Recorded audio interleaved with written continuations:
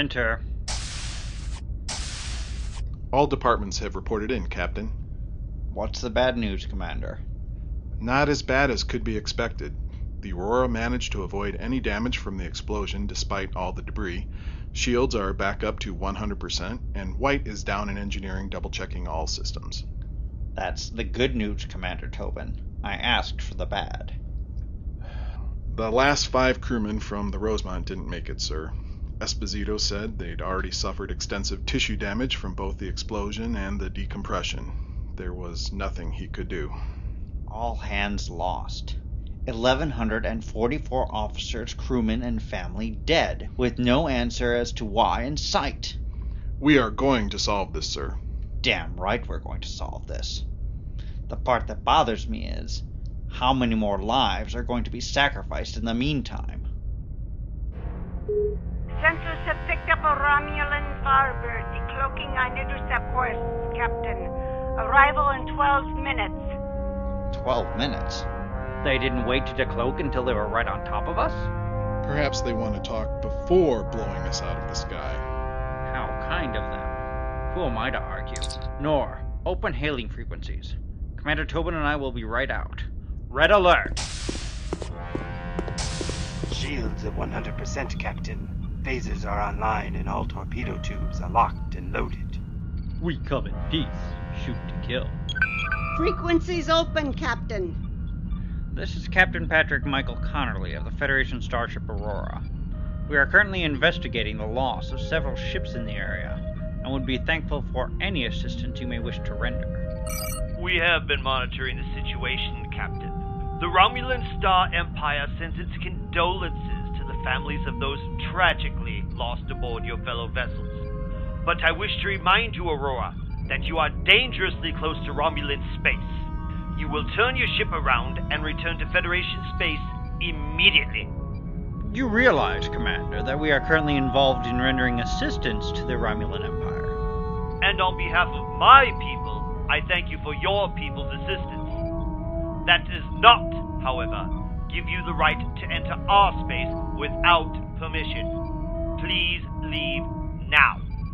If you're monitoring our situation, then you are well aware of the loss of 4 other ships in this sector of the neutral zone.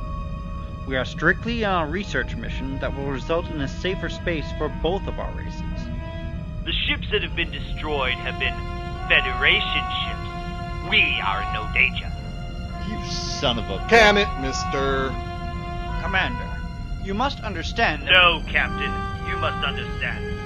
You are in violation of the Treaty of Algeron establishing the neutral zone. You have committed an act of war and are to leave the neutral zone immediately. We are currently 10 minutes from your location.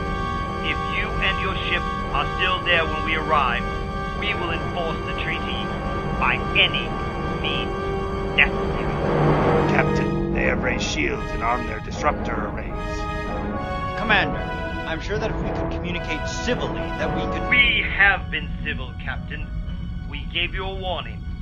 You now have 9 minutes to leave our space. We know the history of this area of space. We know about the minefield. As per the treaty, the minefield was dismantled and full disclosure was given. Then how in the hell do you explain what's been going on out here? It's not our responsibility to explain anything further. Leave. Now. They have broken off communications, Captain. What do you want to do, Captain? Phasers and torpedoes are at the ready, sir. As are the warp engines. Captain? Stand down. I'm not going to start a war without having all the facts, and with some of our people behind enemy lines. Set a return course to Deep Space 5. Nor, I want you to drop Class 8 sensor probes and warning buoys on our side of the border before we go to warp. I don't want anyone else going in this way until we know for certain what's going on. Of course they didn't, Captain. Probes and buoys ready, Captain. Launch and go. Take us home, Lieutenant Card.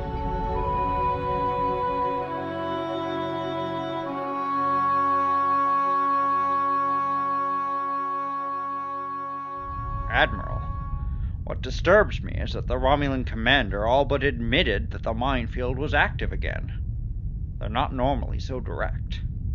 Yet, what he actually said was that the minefields were properly disposed of. He was a bit more circumspect about the recent chain of events. In my experience, Romulans say as much by what they withhold as by what they actually say. He said that they were not in danger. What else could he have meant by that? That's a good question, my dear Captain. He certainly knows something that we do not. That is the Romulan way. Always plotting and scheming, making things happen while they wait in the vestry. What we have to determine is what the Romulans benefit from keeping Federation aid out of their empire. Rest assured, Patrick Michael, this is not over. Not by a long shot. When I was thinking about those 5 crewmen, the story you showed us from the Challenger came to mind. Specifically the science officer. It came to my mind as well. You didn't tell us the end of the story. How did your excursion into the neutral zone go? Oh, well, as you know, we were there in the minefield, trying to rescue the Marco Polo while a mine was attached to its hull.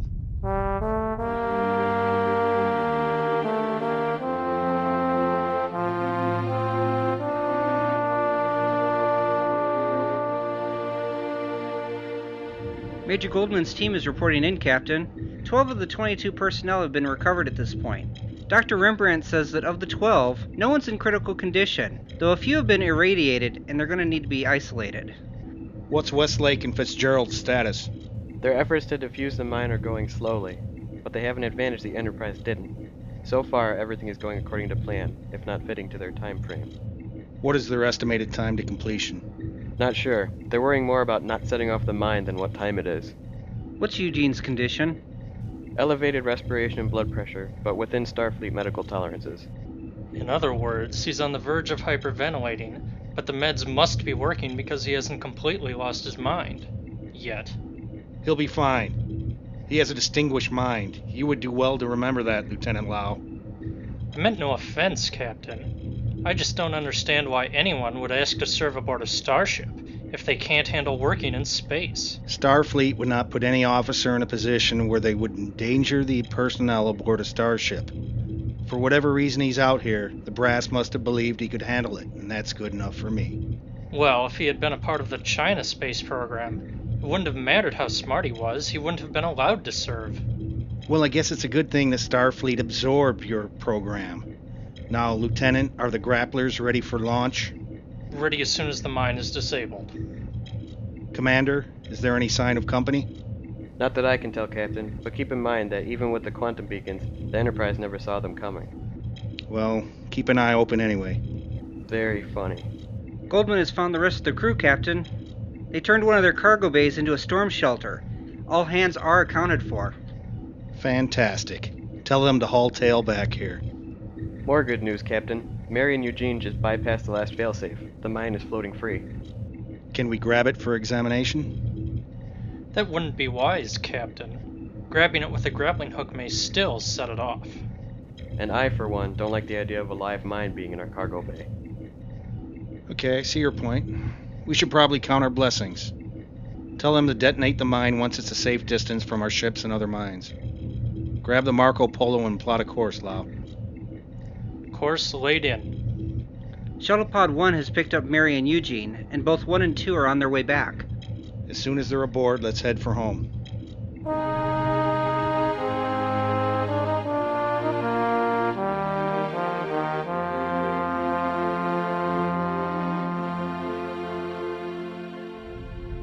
With the ship in tow, it took us 16 days to reach a suitable dry dock to drop off the Marco Polo and her crew.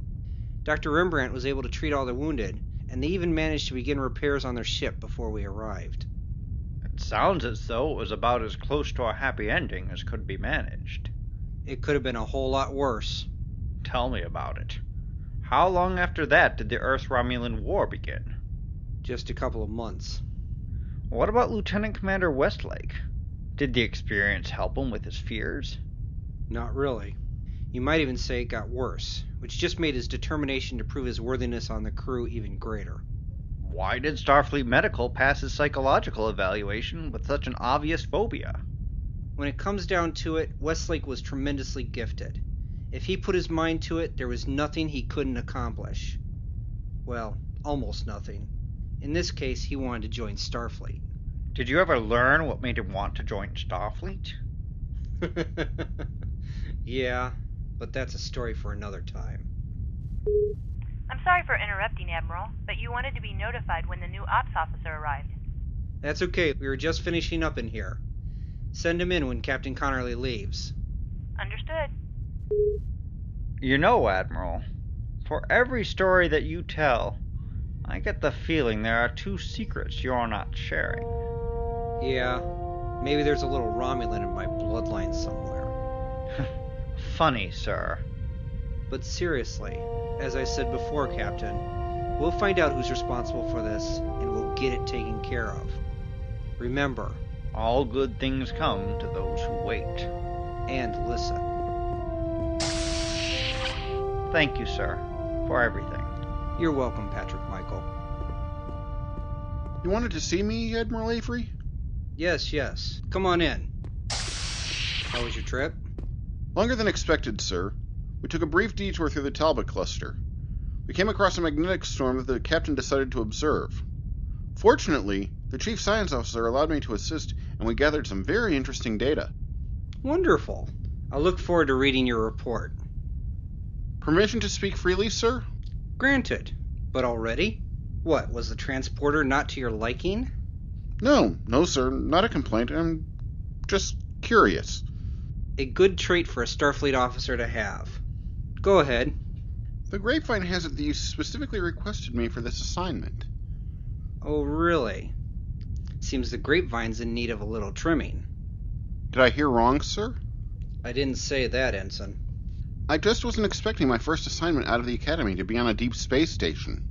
Though I'm glad to be here, sir, I expected more of a grunt job my first time out. There are plenty of grunt jobs on a space station, Ensign. Oh. As it is, though, our former ops officer recently transferred aboard my fleet flagship, the USS Aurora, and you seemed qualified for the job. Oh, well, thank you, sir. It's an honor. Let's see if you still think so after an Orion captain has been yelling at you for a half an hour because he had to wait in line for a parking orbit. I'm fresh out of the Academy, Admiral. I'm used to being yelled at. One more question, sir? Sure, we're on a roll. Go ahead. Is that an actual, honest-to-God baseball on your desk? Well, Ensign Goldman, that's not just any baseball. It's a World Series ball. Have a seat, and I'll tell you a story.